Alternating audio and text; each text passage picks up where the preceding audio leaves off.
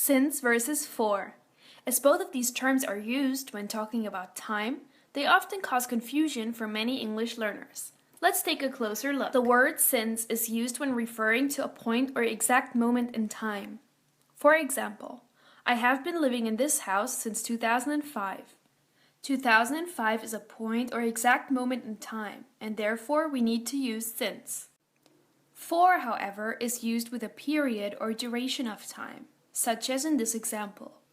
I have been living in this house for 12 years.